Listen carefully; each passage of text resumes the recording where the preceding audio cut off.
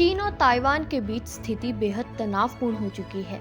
अभी दोनों देश युद्ध के मुहाने पर खड़े हैं, जिससे साफ समझा जा सकता है कि यहाँ पर जब चीन की पीपल्स लिबरेशन आर्मी ने जस्टिस मिशन 2025 नाम से ताइवान के चारों ओर बड़े पैमाने पर लाइव फायर सैन्य अभ्यास शुरू कर दिए। इन अभ्यासों में चीन की आर्मी, नेवी, एयरफोर्स और रॉकेट फोर्स एक साथ शामिल हैं, जो ये दिखाता है कि चीन किसी सीमित कार्रवाई नहीं बल्कि पूर्ण युद्ध जैसी परिस्थितियों की तैयारी का अभ्यास कर रहा है। इन सैन्य ड्रिल्स का मुख्य फोकस ताइवान के प्रमुख बंदरगाहों और समुद्री मार्गों की घेराबंदी का सिमुलेशन है। इसके अलावा जमीन और समुद्र में मौजूद लक्ष्यों पर हमले, संयुक्त सैन्य समन्वय और तथाकथित बाहरी हस्तक्षेप को रोकने की रणनीति का अभ्यास किया जा रहा है।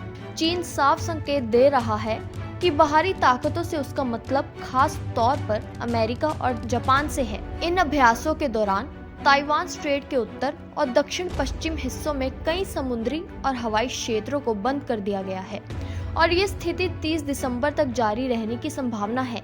अप्रैल 2025 के बाद ये पहला इतना बड़ा सैन्य अभ्यास है और इसका दायरा पिछले कई महीनों की तुलना में कहीं अधिक व्यापक है।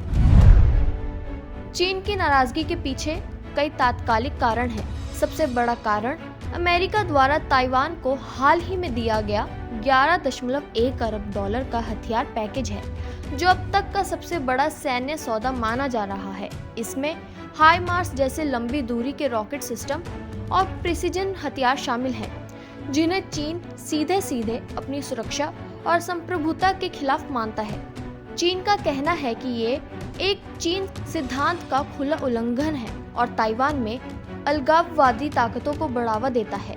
इसके अलावा जापान की नई प्रधानमंत्री साने ताइकीची का बयान भी चीन को चुभा है, जिसमें उन्होंने कहा कि ताइवान पर हमला जापान के लिए जीवित रहने का खतरा बन सकता है और ऐसी स्थिति में जापान हस्तक्षेप कर सकता है। चीन इसे अपने खिलाफ बनते क्षेत्रीय सैन्य गठबंधन के रूप में देख रहा है। ताइवान ने चीन के इन सैन्य अभ्यासों को सैन्य धमकी और डराने की नीति करार दिया है। ताइपे सरकार ने अपनी सेनाओं को हाई अलर्ट पर रखा है और जवाबी तौर पर रैपिड रिस्पांस एक्सरसाइज की है। ताइवान ने अमेरिकी हथियारों, खासकर हाई मार्स सिस्टम की तैनाती और उपयोग का प्रदर्शन भी किया है, ताकि ये दिखाया जा सके कि वह आत्मरक्षा के लिए तैयार है।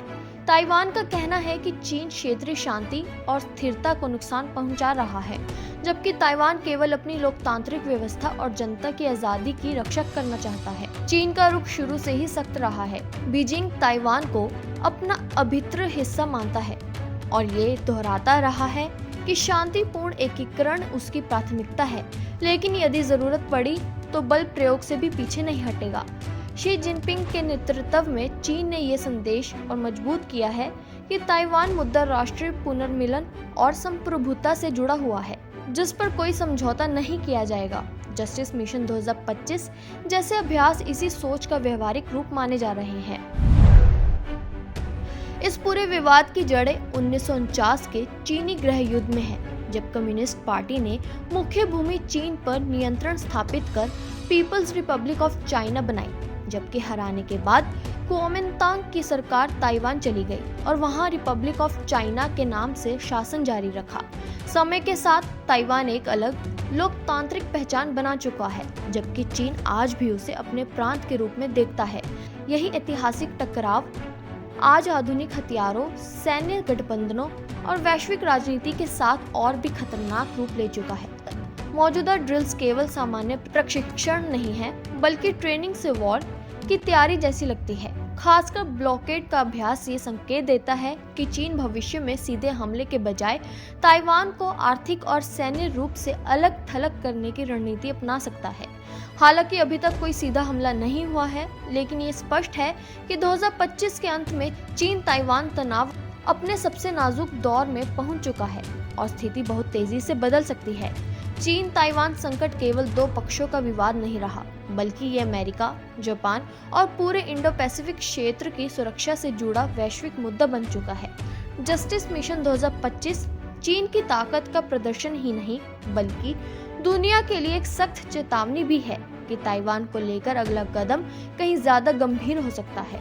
बहरहाल अभी दोनों देशों के बीच का तनाव युद्ध जैसे हालातों के करीब पहुंच गया है। ऐसे में अगर इन दोनों देशों के बीच लड़ाई होती है तो पूर्वी एशिया में एक नई जंग की शुरुआत हो जाएगी, जिससे चीन बैकफुट आ सकता है। साथ ही इस बीच जापान भी अपनी ताकत बढ़ाने की दिशा में कदम उठा सकता है। फिलहाल के लिए इस खबर में इतना ही। देश और दुनिया की बड़ी खबरों के लिए देखते रहिए पंजाब केसरी टीवी। हमसे जुड़े रहने के लिए हमारे YouTube चैनल को सब्सक्राइब करें और नई वीडियो की नोटिफिकेशन के लिए बेल आइकॉन को दबाएं।